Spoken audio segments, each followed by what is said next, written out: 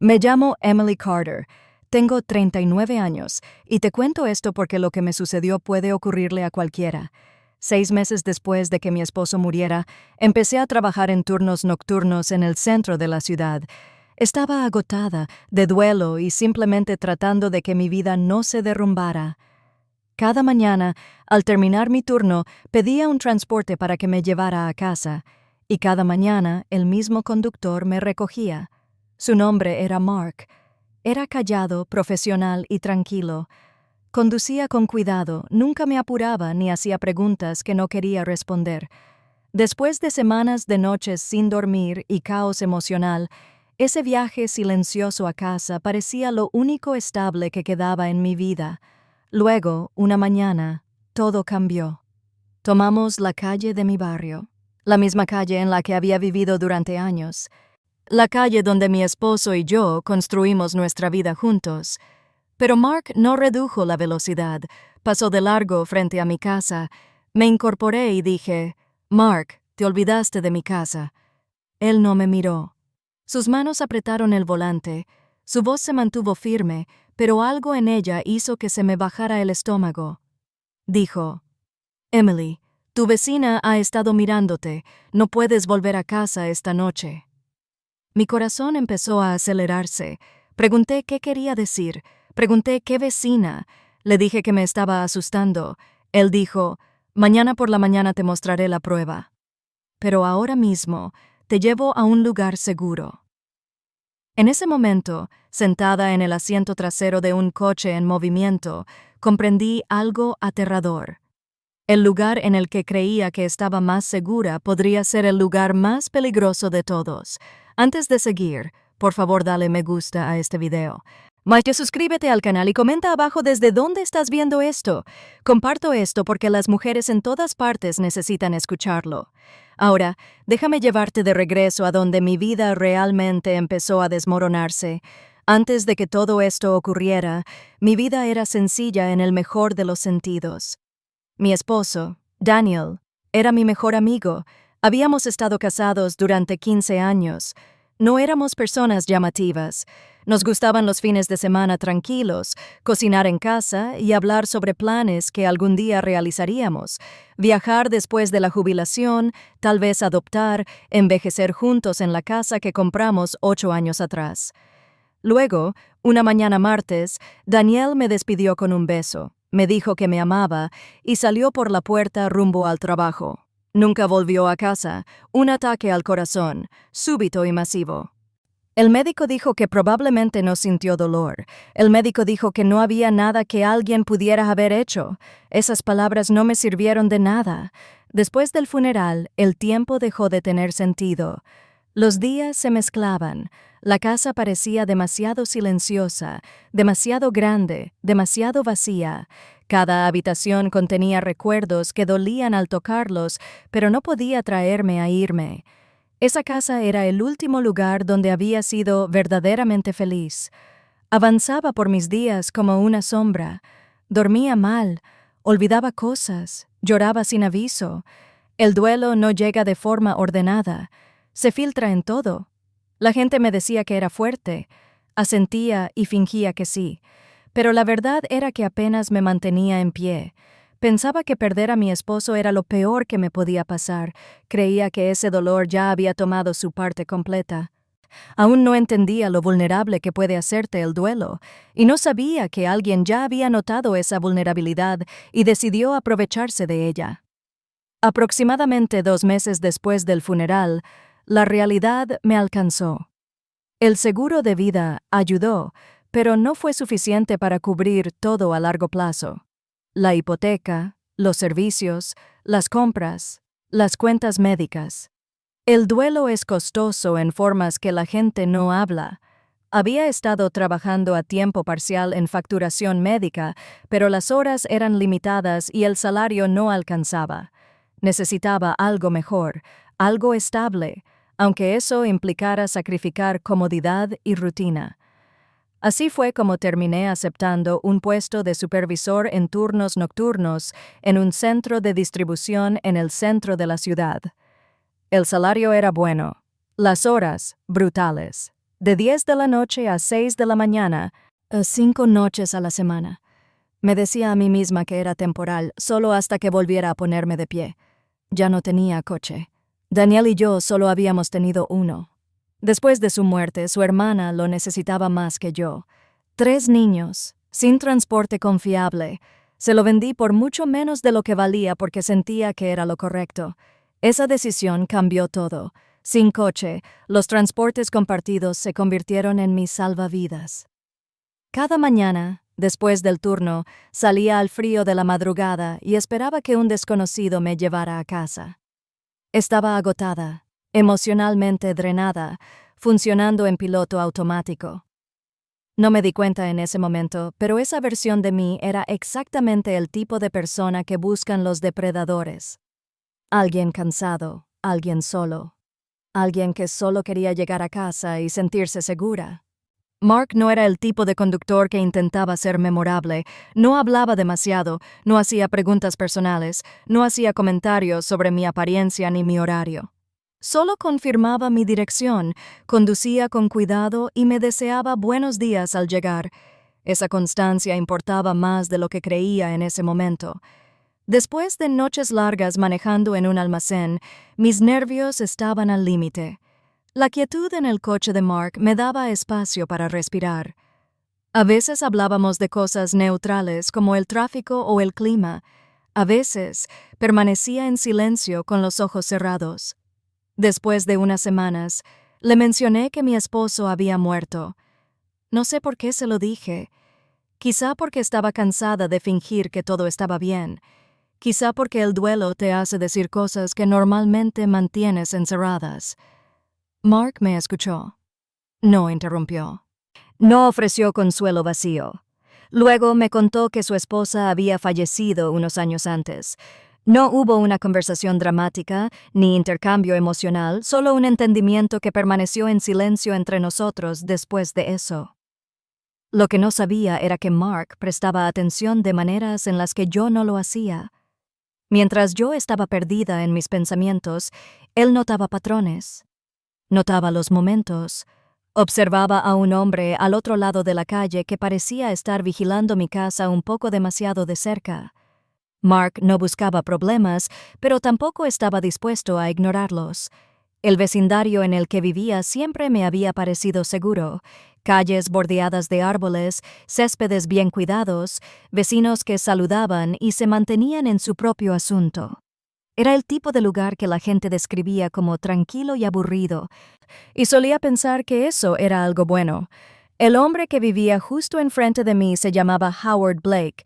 Mediana edad, estatura promedio, cabello cada vez más delgado. Nada en él llamaba la atención. Su casa estaba un poco más descuidada que las otras. Arbustos crecidos, pintura que necesitaba atención, pero nada alarmante. Antes de que mi esposo muriera, solo había intercambiado unas pocas salutaciones corteses con él. Una vez se ofreció a ayudar a arreglar una cerca después de una tormenta. Mi esposo rechazó. Otra vez mencionó trabajos en el jardín. De nuevo, dijimos que no. Después del funeral, Howard vino a mi puerta con una tarjeta de condolencias y flores. Me dijo que sentía mucho mi pérdida y que si alguna vez necesitaba algo, debía hacérselo saber. Le agradecí y cerré la puerta. Unas semanas después, volvió a tocar. Dijo que había notado que mis canaletas parecían atascadas. Preguntó si quería ayuda. Le dije que ya me encargaba. Sonrió y dijo que la oferta siempre estaba allí. En ese momento pensé que solo era una muestra de buena vecindad, quizás un poco torpe, quizás solo. Mirando hacia atrás ahora, cada una de esas interacciones se siente diferente. No fueron al azar, fueron calculadas. Él no estaba ofreciendo ayuda. Se estaba posicionando. Y mientras yo lloraba, exhausta, y apenas me mantenía en pie, era exactamente el tipo de persona que no notaba hacia dónde estaban realmente encaminados esos pequeños momentos. Durante semanas, mi vida siguió el mismo patrón. Trabajar toda la noche, volver a casa al amanecer, desplomarme en la cama, repetir.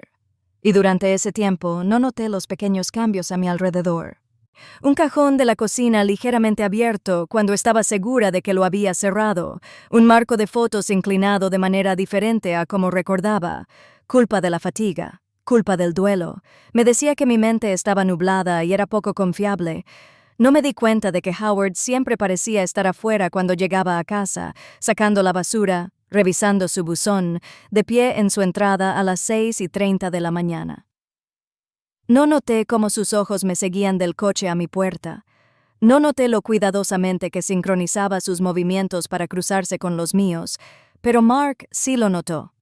Al principio pensó que era una coincidencia, un madrugador, un vecino aburrido. Pero algo en eso no parecía correcto, la repetición, la forma en que Howard parecía más enfocado en mi casa que en la suya, así que Mark empezó a prestar más atención. Notó a Howard parado en una ventana del piso de arriba algunas mañanas. Lo vio observándonos llegar. Notó que se quedaba más tiempo del necesario. Mientras yo rechazaba mis instintos, Mark escuchaba los suyos, y esa diferencia casi me costó todo. Una mañana jueves, aproximadamente a las 6 semanas de mi nueva rutina, mi turno terminó en caos. Llegó un envío tardío, los sistemas se cayeron, las tensiones aumentaron. Para cuando me desconecté, mi cuerpo se sentía pesado y mi mente, adormecida. Mark me recogió como siempre. Subí a la parte trasera del coche, le di las gracias y apoyé la cabeza en la ventana. Llevábamos unos 10 minutos de camino cuando él habló. «Emily, necesito hablar contigo de algo». Su voz era diferente, tranquila, pero tensa, enfocada. Abrí los ojos. «¿Qué pasa?» «No aquí», dijo. «Cuando nos acerquemos a tu casa». «Pero necesito que confíes en mí. Lo que voy a hacer es por tu seguridad». Mi corazón empezó a latir más rápido. «Mark, me estás asustando. Por favor, confía en mí», dijo de nuevo. El resto del camino se sintió más largo de lo habitual. Mis pensamientos se aceleraban. ¿Hubo un robo? ¿Había actividad policial en mi calle? ¿Había algo mal con mi casa? Luego doblamos en mi calle. Las casas familiares pasaron a nuestro lado, los mismos árboles, las mismas entradas, y Mark no redujo la velocidad, condujo directo más allá de mi casa. «Mark», dije en voz alta, «te olvidaste de mi casa». «Lo sé», respondió. «Tu vecino ha estado vigilándote. No puedes volver a casa esta noche». El pecho se me apretó. «¿De qué estás hablando? ¿Qué vecino?» «El hombre que está frente a ti», dijo. «Howard Blake, he estado notando cosas durante las últimas 2 semanas. Y esta mañana. Vi suficiente para saber que no estás segura. Me mareé». Las manos comenzaron a temblar. Mark giró alejándose de mi calle y dijo en voz baja, «Te llevo a un lugar seguro. Hablaremos allí y mañana por la mañana te mostraré pruebas». En ese momento comprendí algo aterrador. La rutina en la que confiaba acababa de ser destruida y el lugar al que desesperadamente quería volver ya no era seguro. Mark condujo hasta un diner las 24 horas a unos pocos kilómetros de distancia. Uno de esos lugares con luces brillantes, sillones de vinilo y la sensación de que nada malo puede pasar porque alguien siempre está despierto. Estacionó el coche y se volvió para mirarme. «Sé que esto puede parecer increíble», dijo. «Sé que puedes pensar que estoy exagerando, pero te prometo, Emily, que no te asustaría así sin estar seguro». «Muéstrame», dije. Mi voz apenas era estable. Mark desbloqueó su teléfono y me lo entregó. La galería de fotos ya estaba abierta. «Voy a conseguirnos un puesto y algo de café», dijo. «Tómate tu tiempo. Cuando estés lista, entra». Salió del coche, dejándome sola con su teléfono y un silencio que parecía demasiado fuerte. La primera foto mostraba mi casa a la luz de la mañana. Luego lo vi a él. Howard. Estaba de pie en la ventana del piso de arriba de su casa, justo enfrente de la mía. Deslicé para ver la siguiente imagen. Estaba ampliada. Él sostenía unos binoculares apuntando directamente a mi sala. Mi estómago se estremeció. Deslicé otra vez. Una foto de Howard en mi buzón.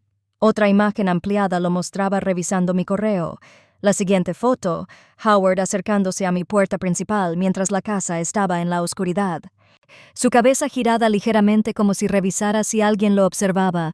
Otra imagen lo mostraba en su patio con una cámara, no un teléfono, una cámara con un lente largo. Mis manos empezaron a temblar mientras seguía desplazándome. Entonces vi el video. La marca de tiempo era de esa mañana. Howard salió de su casa, miró alrededor, cruzó la calle y se acercó a mi puerta principal. Observé con horror cómo sacaba una llave de su bolsillo. Mi llave. Desbloqueó mi puerta y entró en mi casa. El video continuó durante varios minutos, luego salió de nuevo, cerró la puerta tras él y regresó a su casa como si nada hubiera pasado. Mi vista se nubló. Dejé caer el teléfono en el asiento y abrí la puerta del coche justo a tiempo para vomitar en el estacionamiento. Cuando finalmente logré entrar en la cafetería, Mark me esperaba en un rincón con 2 tazas de café. Me deslizó en el asiento frente a él y susurró: «Él tiene la llave de mi casa». Mark asintió lentamente, y luego dijo algo que me heló la sangre esta mañana. «Creo que subió las escaleras. Creo que pudo haber puesto algo dentro de tu casa. Dispositivos de grabación, cámaras». En ese momento comprendí que mi casa no solo estaba siendo vigilada, ya había sido violada.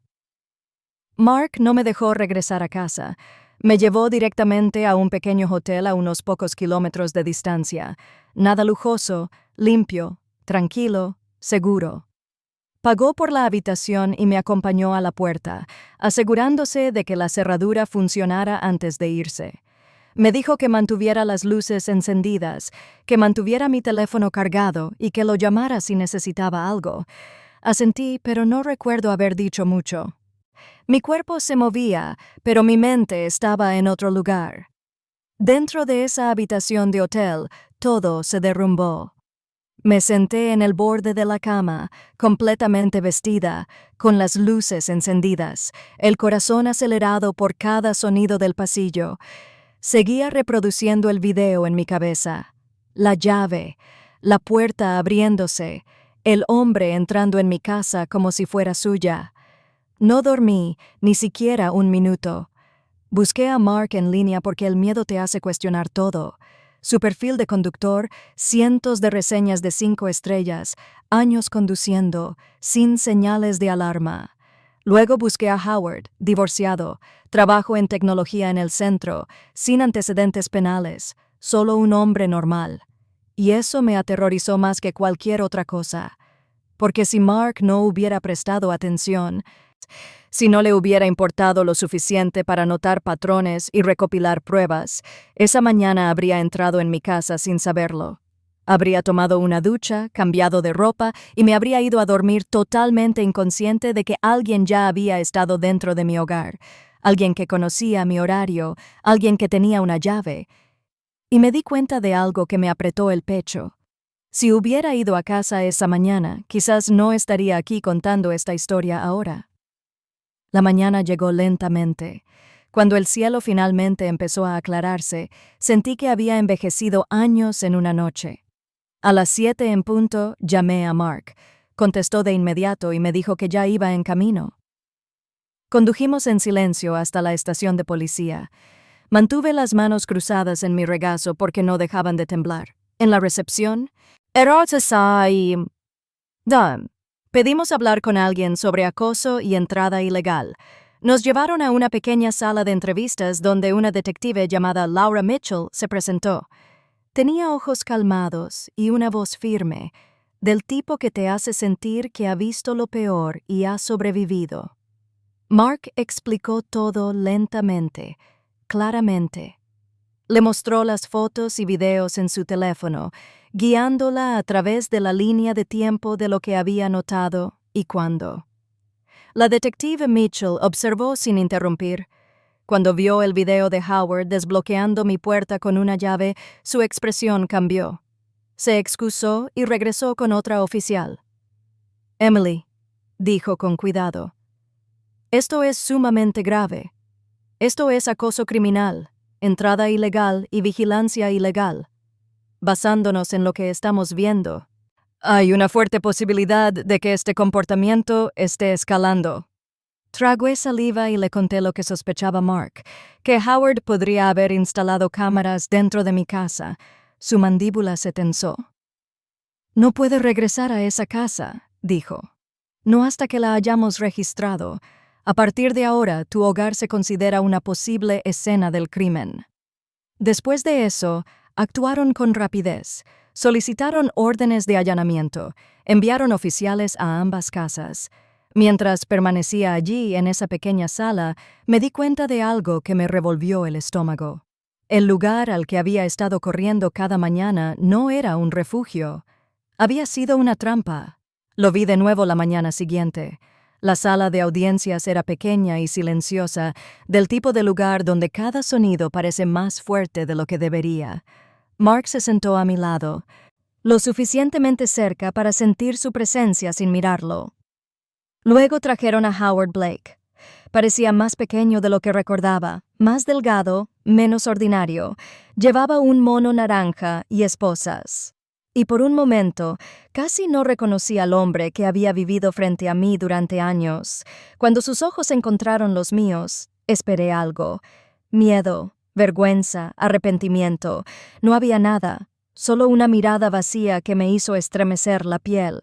El juez empezó a leer los cargos. Acoso, entrada ilegal, vigilancia ilegal. Cada palabra se sentía pesada, como si perteneciera a la vida de otra persona, no a la mía. Cuando el juez preguntó si alguien quería hablar, me levanté antes de que pudiera convencerme de lo contrario.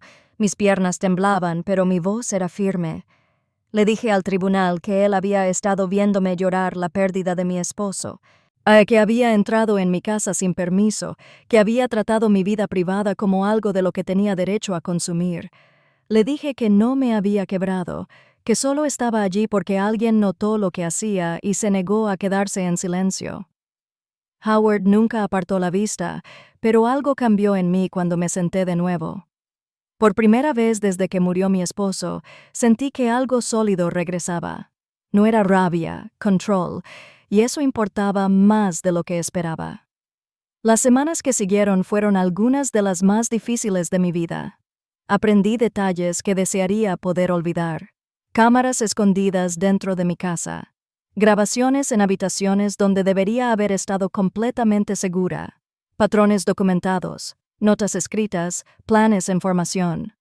La policía me dijo que era poco probable que alguna vez me sintiera cómoda en esa casa de nuevo. Tenían razón. Cada habitación parecía contaminada. Cada rincón se sentía vigilado. El dormitorio donde había llorado por mi esposo ya no parecía privado. El baño donde empezaba y terminaba cada día ya no era mío. Así que vendí la casa. La casa que Daniel y yo elegimos juntos. La casa donde planeamos nuestro futuro. La casa en la que pensé en envejecer. Soltarla fue como perderlo otra vez. Comencé terapia porque no podía funcionar sin ella. Saltaba ante los sonidos, revisaba los espejos, buscaba en las habitaciones lentes escondidos. La seguridad ya no parecía natural. Sentía que era algo que tenía que construir desde cero.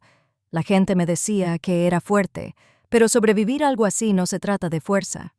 Se trata de pagar un precio que nunca aceptaste pagar y aprender a vivir de todos modos. Y apenas empezaba a entender cuánto me costaría sobrevivir. La recuperación no sucedió de una vez. Algunos días me sentía casi normal. Otros días no podía salir de mi apartamento sin revisar el pasillo 2 veces. La sanación llegaba en pasos irregulares, hacia adelante y hacia atrás, nunca en línea recta. Lo que me sorprendió fue lo que ocurrió después de que la peor parte del miedo se calmó. Me di cuenta de que no quería que lo que me pasó terminara conmigo. El detective me conectó con un grupo de apoyo local para víctimas de acoso. Asistí a mi primera reunión temblando, convencida de que no podría hablar, pero cuando escuché a otras mujeres compartir sus historias, comprendí algo poderoso. No estaba sola, y ellas tampoco.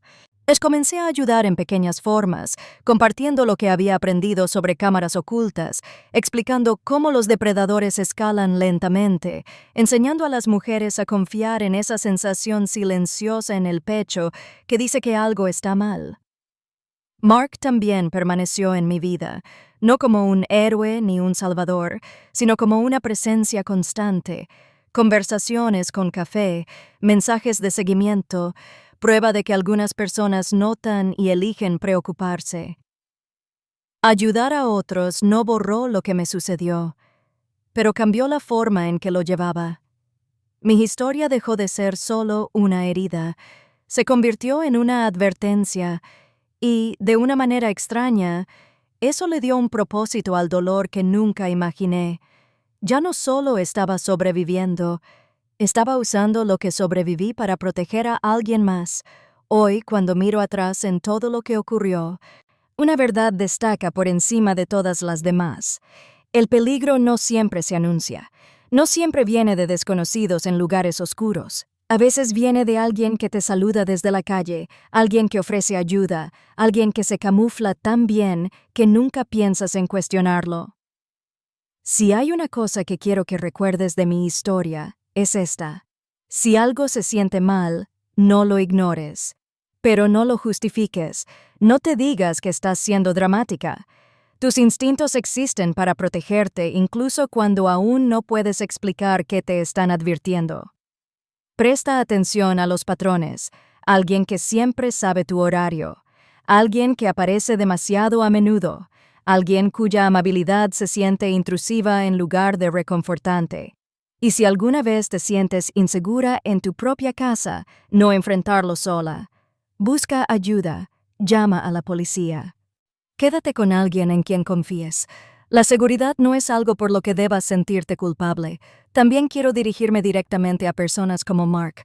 Si notas algo que no se siente bien, no mires hacia otro lado. No asumas que no es asunto tuyo. Prestar atención puede salvar una vida. Alguien prestó atención por mí.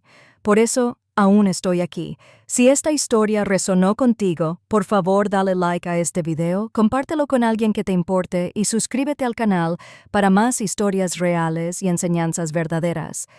Coméntame abajo desde dónde estás viendo esto o si alguna vez alguien te protegió cuando más lo necesitabas. Mi nombre es Emily Carter. Soy una sobreviviente y soy la prueba viviente de que la conciencia, el valor y una persona dispuesta a alzar la voz pueden cambiarlo todo.